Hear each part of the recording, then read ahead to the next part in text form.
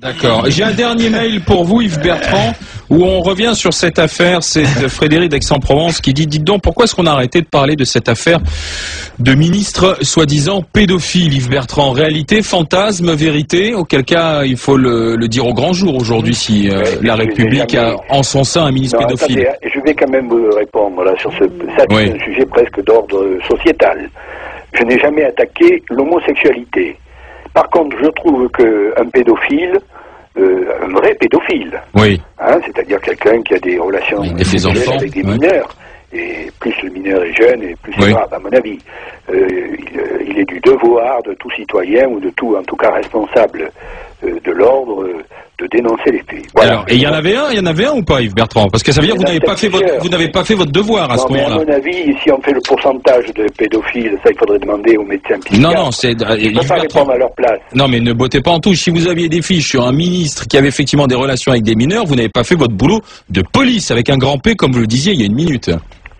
Pourquoi vous me dites ça? Je dis, si vous aviez la preuve d'avoir qu'il y avait au sein de la République un ministre qui avait des relations avec un mineur, ça tombe sous le coup de la loi, et ça veut dire que vous n'avez pas fait votre boulot de policier en le dénonçant. Ah non, mais moi j'avais pas, en tant que service de renseignement, je n'étais pas officier de police judiciaire. Mon rôle était de le dénoncer à mon autorité hiérarchique. Alors ça a été fait et tout fait, alors, Yves Bertrand. Ça n'a pas été fait et tout fait. Il est possible que j'ai évoqué auprès de mon autorité hiérarchique, c'était pas la justice. D'accord, bien sûr. Je ne suis pas officier de police judiciaire, je n'avais pas l'habilitation d'officier de police judiciaire.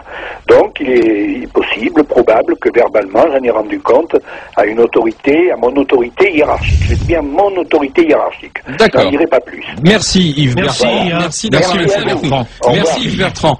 Donc, sur cette affaire, vous avez entendu comme moi, ne serait-ce alors, toute l'affaire qui s'est sur le dernier point, ministre pédophile, ça a donc bien existé. Yves Bertrand l'a dit. C'est le patron d'Hergé, j'ai peut-être pas bien entendu. Ça a été dit à sa hiérarchie et l'affaire a ensuite été étouffée. Absolument. Frédéric, bonjour. Oui, bonjour BGG. Chef d'entreprise dans les Bouches-du-Rhône. Allez-y, question directe à Yves Bertrand. Moi, j'aimerais savoir il avait évoqué lors de ses carnets certains ministres pédophiles. J'aimerais savoir s'il y a eu un suivi là-dessus et qu'est-ce qu'il en est exactement. Alors, vous aviez évoqué un ministre pédophile, monsieur Yves Bertrand, la question directe de Frédéric. Oui, il en avait parlé au GG. Je parlais de la pédophilie. Autant, alors là, je le dis de façon très, je trouve que la pédophilie est quelque chose de scandaleux, puisque aujourd'hui, quand on nous a accusés dans les années, c'est très vieux, de suivre la fameuse librairie Autre Culture où le pasteur Doucet avait été retrouvé enterré, etc. Bon, on a dit c'est les Hergé qui ont fait le coup. En fait, c'était un inspecteur des renseignements généraux de la préfecture de police. Moi, j'étais directeur central adjoint à l'époque. Autant les mœurs sexuelles des uns et des autres n'ont rien à voir, sauf la pédophilie. D'accord. Que je trouve. Cette information que vous avez, elle en devient quoi cette information? Parce que c'est un crime la pédophilie, donc. Il y a eu des informations ou des ragots, mais peut-être des informations sur la pédophilie supposée d'un ministre de la République. Mais elle devient quoi cette information? Moi, vous avez ça entre votre main. Si vous êtes face à un crime, donc il faut dénoncer un crime. Ou alors vous êtes complice. Non, mais je ne suis pas complice parce que j'ai dû. Ça, c'est très vieux. Hein, ça remonte. Ça doit remonter. Les années 80. 80, voilà, c'est ça.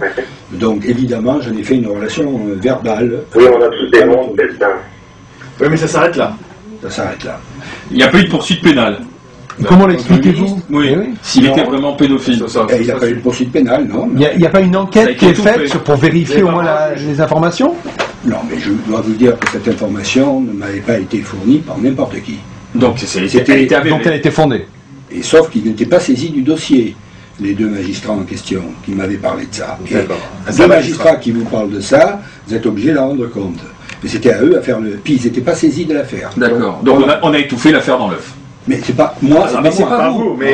On a étouffé l'affaire d'un ministre coupable de crime pédophile au sein de la République. Oui, enfin de crime, de pédophilie, je sais pas. La pédophilie est un crime. C'est un crime, oui. Voilà, Frédéric, réponse à votre question.